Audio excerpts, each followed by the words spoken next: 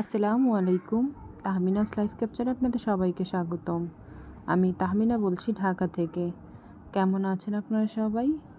আমরা সবাই আলহামদুলিল্লাহ ভালো আছি। চলে এলাম বরাবরের মতো নতুন আরও একটি ব্লগ নিয়ে। আশা করছি শেষ পর্যন্ত সবাই সাথেই থাকবেন। আর আজকে ব্লগটা আমি শুরু করছি দুপুর থেকে। তো এখানে আমি ইফতারের জন্য খাবার রেডি করছি, মানে এখানে বেশ কয়েকটি মুরগি নেওয়া হয়েছে। প্রায় 16টির মতো মুরগি আছে এখানে। তো আমি মুরগিগুলোকে 2 ভাগ করে নিয়েছি মাঝখান দিয়ে। বেশি বড় নয়, একটু মাঝারি সাইজের মুরগিগুলো। আর কয়েকটি মুরগি কিন্তু আমি আস্তই নিয়ে নিয়েছি। তো মুরগিগুলোকে খুব ভালোভাবে ধুয়ে আমি এখানে রোস্টের মশলা, হালকা একটু মরিচের গুঁড়া আর লবণ দিয়ে মেখে নিচ্ছি। এগুলোকে আমি একটু ভেজে নেব রোস্টের জন্য। আর আজকের এই ইফতারের আয়োজনটা আমার বাবার তরফ থেকে হচ্ছে।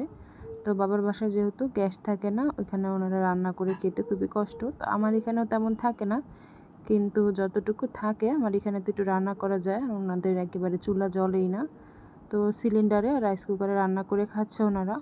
তো তার ইচ্ছে ছিল আমাদেরকে আস্ত মুরগির রোস্ট এবং পোলাও খাওয়াবে। তো তো সেই অনুযায়ী সে সব বাজার করে নিয়ে এসেছে। তো আমি চিন্তা করলাম যে সারাদিন রোজা রেখে তো বাচ্চারা আস্ত মুরগি খেতে পারবে না, আমরা বড়রাও খেতে পারবো না। এর জন্য মাঝখান দিয়ে আমি 2 ভাগ করে নিয়েছি। আর 4-5টার মতো মুরগি আমি আস্ত রেখেছি। তো আমি কিন্তু সবসময় রোস্ট বানানোর আগে এভাবে রোস্টের মশলা, লবণ আর হালকা একটু মরিচের গুঁড়ো দিয়ে রোস্টটা ভাজি, তাহলে কিন্তু রোস্টের ভিতরে মশলার যে ঘ্রাণটা ওইটা অনেকটা যায় আর খেতেও ভালো লাগে। তো এখানে কাটা যে মুরগির পিসগুলো, ওগুলোই আমি আগে মশলা মেখে নিয়েছি ভাজার জন্য। তারপরে আস্ত যেগুলো আছে ওগুলো নিব। তো এখন কিন্তু দুপুর 1:30 বাজে। বাসায় যেহেতু গ্যাস থাকে না, এর জন্য কিন্তু আমি আগেই চলে এসেছি রান্না করতে। মোটামুটি খুব বড়সড় একটি কড়াই নিয়ে নিয়েছি, নিয়ে তেল গরম করে এখন আমি রোস্টগুলোকে একটু ভেজে নেব। তো ভিডিওর এই পর্যায়ে এসে সেই পুরনো কথাটি আবারও বলে নিচ্ছি, যারা এতক্ষণ যাবত ধৈর্য ধরে আমার ভিডিওটি দেখছেন কিন্তু একটি লাইক দেননি, প্লিজ একটি লাইক দিয়ে আমার ভিডিওটি দেখা কন্টিনিউ করুন।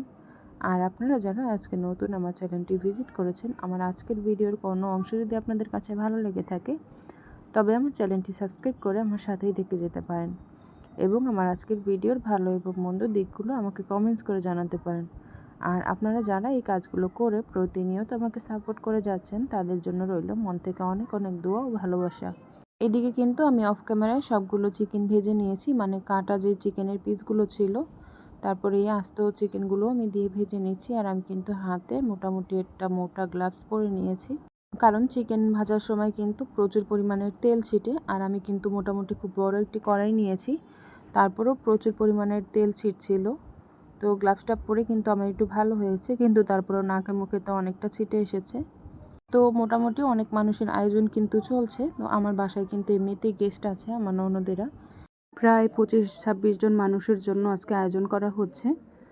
আসলে করার ইচ্ছে ছিল অনেক কিছু, তো গ্যাসে যেহেতু সমস্যা, তাই সিম্পলভাবে রোস্ট আর পোলাওই করছি, আর সাথে কিছু ফল ফ্রুট থাকবে। তো এখানে কিন্তু অফ ক্যামেরায় আমি সবগুলো চিকেন ভেজে নিয়েছি। তারপর এখানে আর কিছু পরিমাণের তেল দিয়ে আমি বেশ কিছু পরিমাণের পেঁয়াজ দিয়ে দিয়েছি। কড়াইটা যেহেতু বড়, তাই পেঁয়াজের পরিমাণ এখানে কম দেখা যাচ্ছে। আর পেঁয়াজটা কিন্তু আমি 50% ভেজে এখানে বেশ কিছু পরিমাণের আদা রসুন বাটাও দিয়ে দিয়েছিলাম অফ ক্যামেরায়, দিয়ে সেটাকে একটু ভালোভাবে ভেজে নিয়েছি। তারপর এখানে আমি একটি বাটিতে 2টা রোস্টের মশলা, রাঁধুনি রোস্টের মশলা 2 প্যাকেট, আর সাথে অনেকটা পরিমাণ টক দই, মানে হাফ কেজির থেকে অর্ধেক, 250 গ্রামের একটু বেশি হবে টক দই, মরিচের গুঁড়া, লবণ দিয়ে আমি একসাথে খুব ভালোভাবে একটু ফেটে নিয়েছি টক দইটাকে। তারপর এখানে আমি দিয়ে খুব ভালোভাবে মশলাটাকে একটু কষিয়ে নিব। আর এখানে কিন্তু আমি বেশ কিছু পরিমাণের পানিও দিয়েছি, কারণ মশলাটা যেহেতু একটু ঘন, একটু পানি না দিলে মশলাটা নিচ দিয়ে পুড়ে যাবে। আর এই মশলাটা যত ভালোভাবে কষানো হবে, রোস্টটা খেতেও কিন্তু অতটা ভালো লাগবে। আর দুঃখের বিষয়, তারপর আমি আর কোনো ভিডিও করতে পারিনি, একেবারে রান্নার শেষে চলে এসেছি, কারণ গ্যাস ছিল না। আর তার জন্য মন মানসিকতা অতটা ভালো ছিল না। কোনো রকম রোস্টটা করে কমপ্লিট করে নামিয়ে নেওয়ার পরেই গ্যাসটা চলে গিয়েছিল। তারপরে বাকি পোলাও রান্নাগুলো কিন্তু আমি রাইস কুকারেই করেছি। মোটামুটি আমার এই রান্নার আজকের আয়োজনটা করতে করতে আমার কিন্তু অনেকটা হ্যাসেল পোহাতে হয়েছে। গ্যাস ছিল না, দৌড়াদৌড়ি, আর মাঝখানে গ্যাস না থাকলে তো টেনশন আছেই যে এতগুলো গেস্ট আসতে বলেছি, গ্যাস না আসলে আমি কিভাবে তাদের ইফতার করাবো। এমনি সময় তো যেমন তেমন, ইফতারের সময়টা কিন্তু একেবারে সঠিক সময়ে খাবারটা রেডি করে দিতে হয়। তো আমার কিন্তু গেস্ট অর্ধেক চলে এসেছে আর অর্ধেক আসেনি, তারা আসবে। আমি সব কিছু রেডি করছি। এখানে কিছু খেজুর, ফল ফ্রুট কেটে নিয়েছি। সাথে শরবতও রেডি করে নিয়েছি। তো আজানের টাইম হয়ে গেছে, 10 মিনিটের মতো আছে। আমার ছেলে কিন্তু মোনাজাতও ধরেছে সবাই।